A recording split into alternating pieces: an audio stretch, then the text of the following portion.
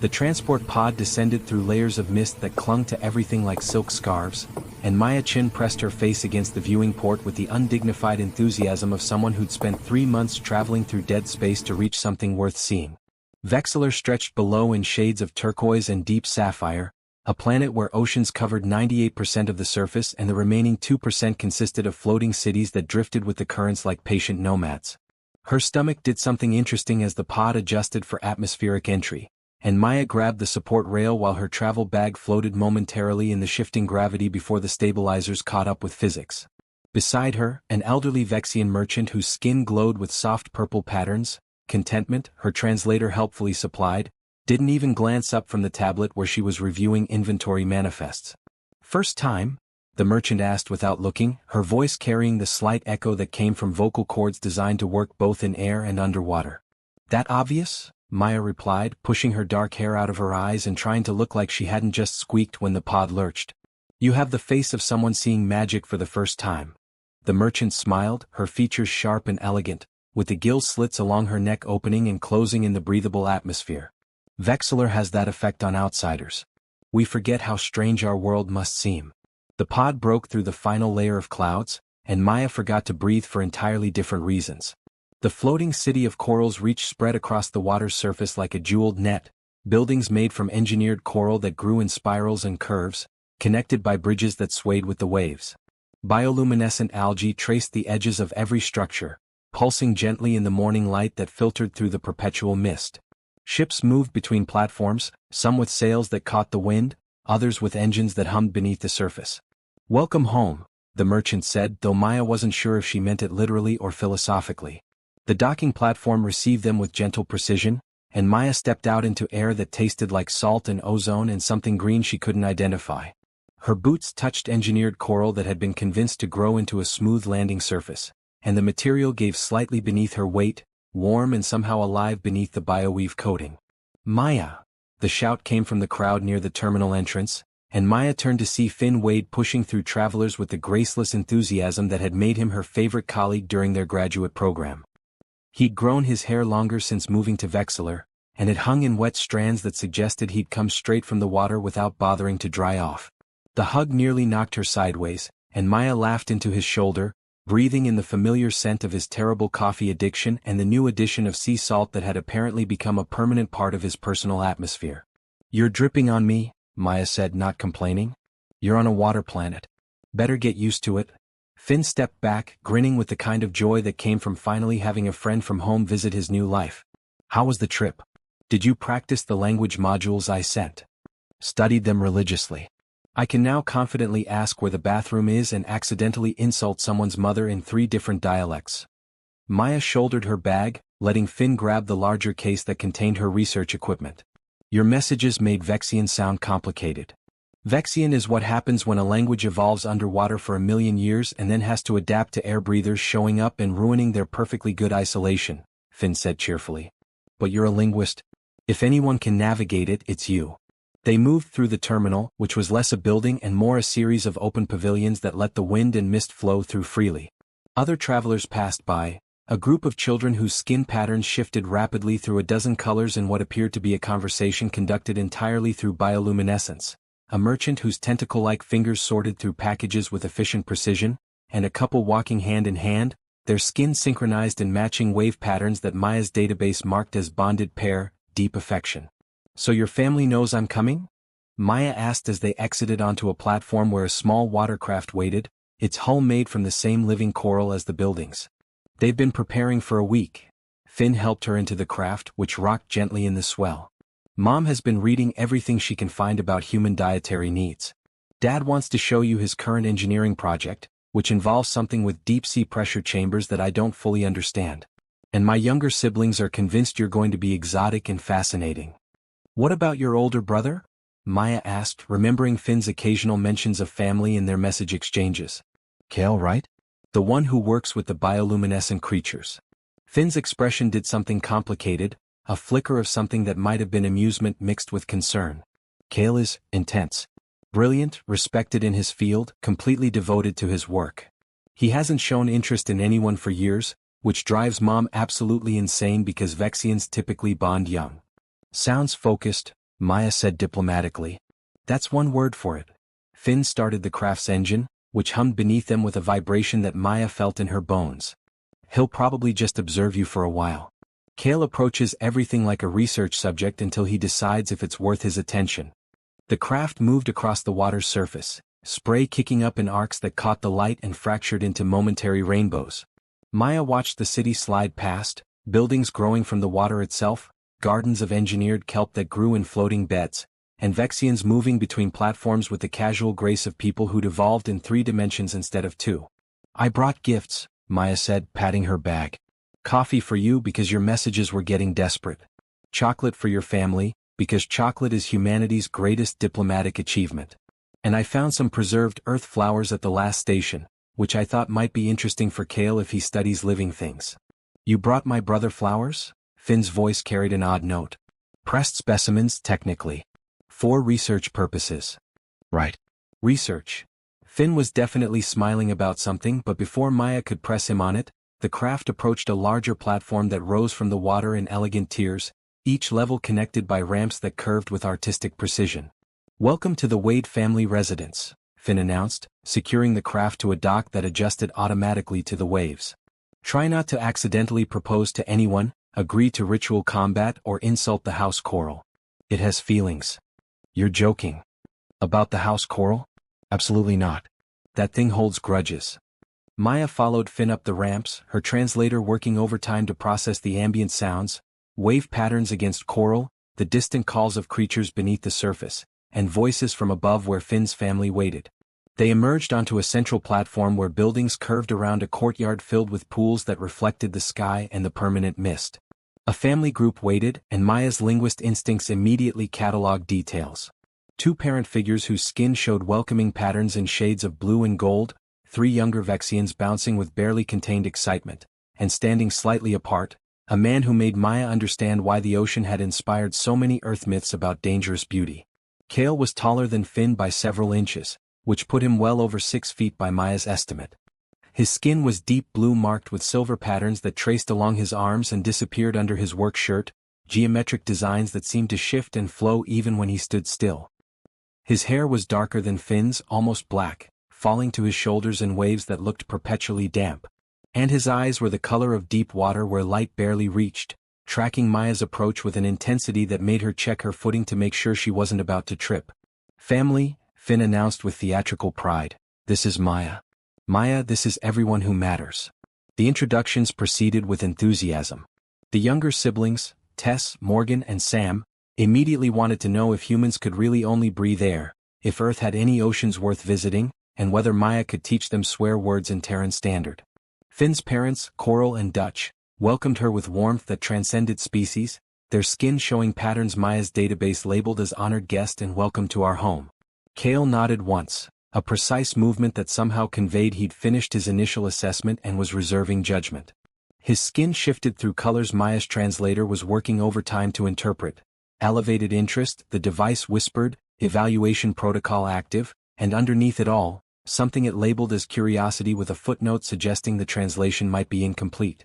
Thank you for having me, Maya said, using the formal greeting Finn had drilled into her during the journey. Your home is beautiful. I've never seen anything like it.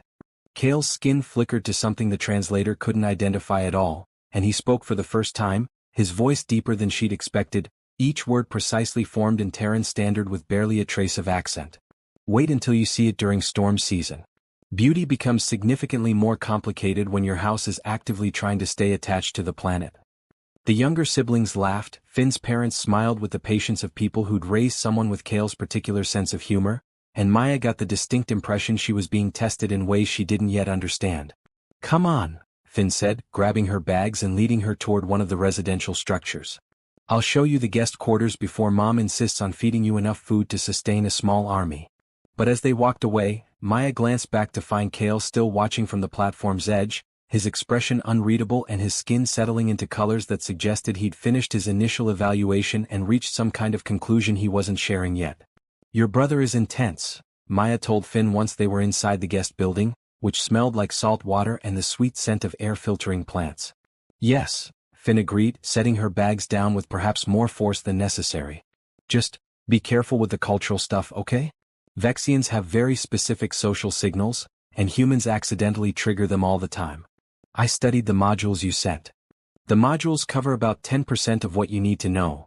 Finn ran a hand through his wet hair, looking genuinely concerned. Just, when in doubt, ask me before doing anything that seems gesture-based.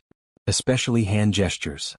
Noted, Maya said, filing that away under important survival information along with don't insult the house coral and watch out for things that want to eat you during storm season.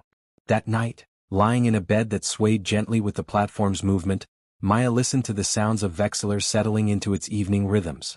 Creatures called in the waters below, their songs translated by her device into fragments of meaning. Safe passage, good hunting, come home. The mist thickened outside her window, and bioluminescent creatures drifted past like slow fireworks, their light painting temporary constellations against the darkness. Somewhere in the residence, she could hear the Wade family moving through their routines, voices rising and falling in languages that mixed Vexian and Terran standard, creating something new that belonged to both worlds and neither. Maya closed her eyes and smiled, thinking about Kale's intense observation, Finn's mysterious warnings, and the adventure that waited in the morning. She'd come to Vexillor to study language and culture, to understand how species communicated across the vast differences that separated them. She had no idea she was about to discover that some communications happened without words at all, in the space between intention and action, where meaning lived in colors that shifted across skin and gestures that carried weight beyond translation. Outside, the ocean whispered against the coral foundations, patient and ancient, keeping secrets that would reveal themselves in their own time. Morning arrived with fog so thick Maya could barely see her hand in front of her face when she opened the guest room window. The mist moved like something alive, curling around the coral structures with purposeful grace, and somewhere in that white silence, creatures called to each other in frequencies that made her chest vibrate with sympathetic resonance. Fog season, Finn announced, appearing at her door with a breathing apparatus that looked like it had been grown rather than manufactured. Wear this if you go outside. The spores aren't dangerous, but they'll make you sneeze until your ancestors feel it. Charming planet you've chosen, Maya said, accepting the mask and strapping it over her nose and mouth. The device sealed against her skin with warmth that suggested biological adhesive, and her first breath through the filters tasted like purified ocean air. Breakfast was held in the family gathering hall, a space where walls opened directly to the foggy morning and the sound of waves provided constant background music. The table had been set with an impressive spread that suggested Coral had taken Finn's warnings about human dietary needs very seriously. There were fruits that shifted color as they ripened on the serving plate, proteins that smelled savory and looked like they'd been carefully selected for human-compatible amino acid profiles, and a soup that steamed gently in bowls made from compressed kelp. Maya navigated the meal with careful attention, accepting Finn's quiet guidance on what was safe versus what would cause what he diplomatically called digestive adventures. The fruit had a texture like firm jelly and tasted like citrus mixed with something oceanic. The protein was delicate and flaky, melting on her tongue with flavors that started sweet and finished with pleasant salinity. The soup is temperature reactive, Finn warned as a fresh bowl appeared before her. It responds to vibration. If you want it hot, tap the edge of the bowl 3 times. Maya tapped experimentally, and the soup obligingly began steaming more vigorously. That's incredible. How does it work? Engineered microorganisms, Kale said from across the table, speaking for the first time that morning. They produce heat through metabolic acceleration when stimulated by specific frequency ranges. The bowl material is designed to conduct the vibration efficiently. His skin showed focused interest in shades of blue and silver, and Maya noticed he'd been watching her navigate breakfast with the same intense observation from yesterday, though now it seemed less evaluative and more something else her translator couldn't quite parse. You're an engineer like your father? Maya asked, genuinely curious. Bioengineer, specifically. I work with deep-sea ecosystems, studying how bioluminescent organisms communicate and developing hybrid species that can survive in extreme pressure environments. Kale's expression shifted to something that might have been enthusiasm beneath the formal composure. The deep ocean is essentially an alien world that happens to share our planet. We're still discovering new species every year. That sounds remarkable, Maya said, leaning forward with the enthusiasm of someone who'd spent years studying how species communicated. I read that Vexian bioluminescence carries complex information. Is that similar to what you're finding in the deep-sea creatures? Analogous but more sophisticated. Kale's skin did something complicated, patterns shifting through his silver markings in sequences Maya's database couldn't fully translate. We surface Vexians use bioluminescence for emotional communication, social signaling. But deep-sea species have evolved languages of light that convey detailed information about hunting strategies, environmental conditions, even territorial histories that span generations. They talked while breakfast continued around them, the family's conversation fading into pleasant background noise as Maya and Kale discovered a shared fascination with the space between species, the challenges of translation, and the beauty of finding patterns in seemingly chaotic communication. "Can I pass you the grain dish?" Maya asked Kale at one point, reaching for a serving platter that sat just beyond her comfortable reach. She used a hand gesture she'd seen in her pre-trip research, palm up with fingers slightly curved in what the database had labeled as polite request gesture. The table went silent. Every Vexian froze mid-motion, and Maya had the sinking sensation she'd just made a catastrophic mistake. Kale's skin flushed through a rapid cascade of colors that made her translator emit a confused chime. Coral and Dutch exchanged a look loaded with enough significance to bend spacetime. The younger sibling's eyes went wide, and Sam made a sound that might have been a giggle or possibly an alarm. "Maya," Finn said very carefully, his voice carrying the tone of someone trying to defuse an explosive device. "That gesture in our culture doesn't mean please pass something." "What does it mean?" Maya asked, though part of her really didn't want to know the answer. Kale stood abruptly, his chair scraping against the coral floor with a sound that made Maya's spine straighten involuntarily. He said something in rapid Vexian that her translator caught fragments of: proper acknowledgement, clear signal, finally time, though that last one had a question mark attached. "It means," Finn continued, looking like he wanted to dissolve into the fog, "that you're indicating openness to pair bonding consideration. It's a very specific signal that, Maya, in Vexian culture, that's essentially saying you're receptive to courtship." "Oh God," Maya whispered, feeling heat flood her face. I was just trying to ask for." But Kale had circled the table and was standing beside her chair with an expression that mixed determination with something that might have been nervousness trying very hard to be brave. His skin had settled into deep blue with silver patterns that pulsed gently, and when he spoke in Terran Standard, each word was carefully enunciated. "I would like to show you my research facility. The deep-sea observation dome where I cultivate hybrid kelp forests and study bioluminescent communication patterns. I believe you would find the work interesting." It wasn't phrased as a question. Finn made a strangled sound and opened his mouth to interrupt, but Coral placed a hand on his arm with enough pressure to pin him to his seat. Dutch had the expression of someone watching a significant moment unfold, and the younger siblings had gone completely still in the way young people do when adults are about to do something fascinating. Maya, oblivious to the deeper subtext and genuinely fascinated by the research opportunity, stood with enthusiasm that probably looked very different to the assembled family than she intended. "I'd love to. I've been dying to see real Vexian bioengineering up close, and kelp forest communication systems are exactly the kind of thing I came here to study." Kale's skin did something complicated that made Finn drop his head into his hands with a thump that echoed. Coral was smiling in a way that suggested she was already planning something. Dutch looked simultaneously concerned and amused. And the younger siblings were watching like this was the most exciting entertainment they'd witnessed in months. "Shall we go now?" Kale asked, gesturing toward one of the platform exits. "The morning fog provides optimal visibility in the deep observation areas. The light diffusion creates patterns you won't see during clearer conditions." "Perfect," Maya said, grabbing her data pad and completely missing the way Finn was making urgent hand signals that probably meant "wait, we need to talk about this. I have so many questions about your methodology." They left the family platform and headed down a series of ramps that descended below the water's surface, entering a transparent tunnel where the ocean pressed in from all sides. Fish swam past in schools that moved like liquid silver, and larger creatures patrolled the depths with casual grace that suggested they were very aware they were apex predators.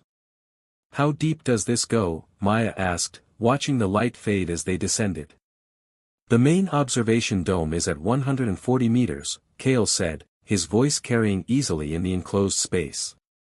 "Deep enough that we're working with species that never see natural sunlight, but shallow enough that we can maintain stable growing conditions without excessive pressure compensation." The tunnel opened into a massive dome that took Maya's breath away.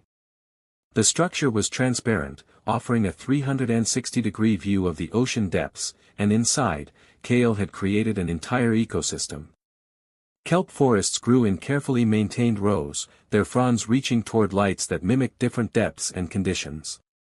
Bioluminescent creatures drifted between the stalks, creating constellations of blue, green, and purple light. Holographic displays showed genetic sequences, growth rates, and what appeared to be communication pattern analyses. "This is incredible," Maya breathed, moving between the cultivation tanks with the reverence of someone who recognized brilliant work when she saw it. "You're running parallel evolution studies on the atmospheric processors, seeing how communication patterns adapt in different pressure environments." Kale's formal composure cracked into genuine warmth, his skin shifting to colors Maya's database labeled as joy, excitement, intellectual connection.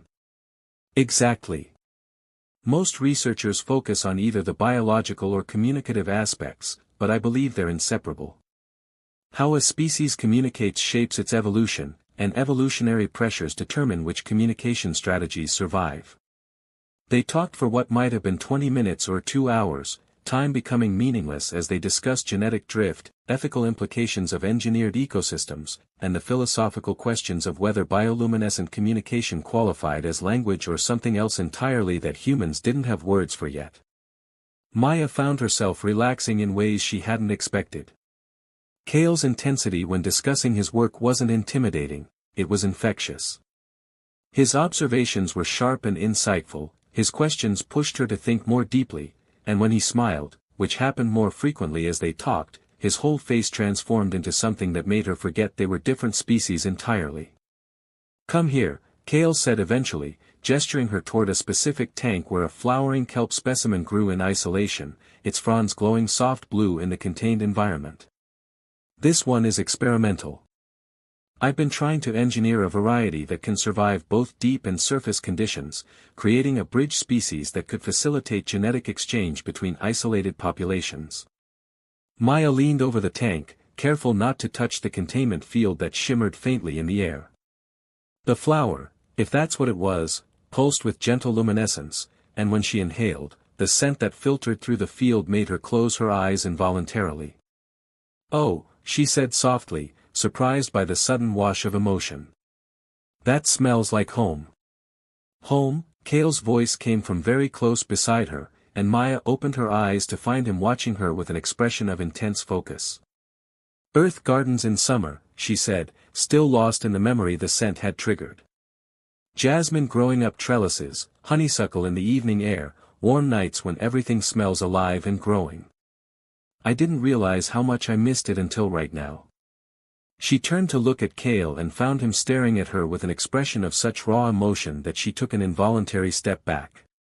His skin had gone through a rapid cascade of colors, surprise in gold, joy in bright yellow, and then something her translator labeled as fierce determination in a shade of deep crimson that seemed significant in ways she didn't fully understand. He moved to the dome's entrance with speed that reminded Maya that Vexians were descended from apex predators. The seal engaged with a soft hum that vibrated through the floor, and when Kale turned back to face her, his posture had shifted into something formal and ritualistic that made Maya's heart rate accelerate for reasons she couldn't name. "Maya," Kale said, his voice carrying absolute certainty with something underneath that might have been nervousness trying very hard to be brave. "I need to tell you something important about Vexian culture." "Okay," Maya said slowly, her linguist brain noting the shift in tone and body language with growing concern. "Is this about the hand gesture at breakfast? Because I swear I didn't know." "The gesture was a beginning," Kale interrupted gently. "But what you just did, sharing a memory of home, showing vulnerability, responding to my work with genuine understanding, in Vexian courtship tradition, those are the signs that indicate deep compatibility. And when they happen in a private research space, which is considered intimate territory." He paused, his skin shifting through complicated patterns. "I'm not explaining this well." "You're doing fine," Maya said, though her heart was now beating hard enough that she could hear it. "Keep going." Kale took a breath, and when he spoke again, his words came in a rush of honesty that felt like watching someone dive into deep water. "Vexians don't date casually. When we recognize compatibility, we acknowledge it directly. I've been watching you since you arrived, trying to understand if what I was feeling was real or just fascination with someone new and interesting. But this morning, when you used the courtship signal, even accidentally, it gave me permission to consider possibilities I'd been avoiding. And just now, watching you respond to my work, seeing you remember home while standing in mine. His skin was doing something complex, patterns racing across his arms in configurations that made Maya's translator chime repeatedly with fragments, claimed, chosen, mine, please. I'm saying this badly, Kale said, frustration creeping into his voice. What I mean is, in Vexian tradition, when someone has captured your attention so completely that you can't imagine them leaving, when their presence makes your work better and your home warmer, when you want to show them every secret thing you've created and watch them understand it, we have a word for that. And the traditional response is to make a declaration. A declaration, Maya repeated, her linguist brain catching up with her accelerating heart rate. You're mine now, Kale said softly, the formal words contrasting with the vulnerability in his expression. If you want to be. Which is the part I'm supposed to ask, but I've apparently forgotten how, because you're standing in my research dome smelling like earth flowers and looking at my hybrid kelp like it's the most fascinating thing you've ever seen, and I can't remember how to be subtle about this. Maya's brain performed several calculations simultaneously. She thought about the way Kale had watched her at breakfast with focus that felt different from simple observation. She remembered Finn's warnings about hand gestures and cultural signals. She considered the fact that she'd felt more intellectually alive in the past hour than she had in months of academic work back on Earth. And then she thought about the way her heart had jumped when Kale smiled, the way his intensity didn't frighten her but instead made her want to match it, the way standing in his research dome felt less like visiting someone's workspace and more like being invited to see their soul. I have questions, Maya said finally, because she was a linguist and clarity mattered. About what this means, about how Vexian courtship works, about what you're actually asking. Ask, Kale said immediately. I'll answer anything. When you say, you're mine, what does that mean in practical terms? It means I'm declaring my intention to court you seriously. To learn everything about you. To show you my world and hope you'll share yours with me. To build something that belongs to both of us and neither of us. Kale's skin had settled into deep blue with silver patterns that pulsed in rhythm with his words. It means I'm asking permission to try to make you as fascinated with me as I am with you. And if I say yes,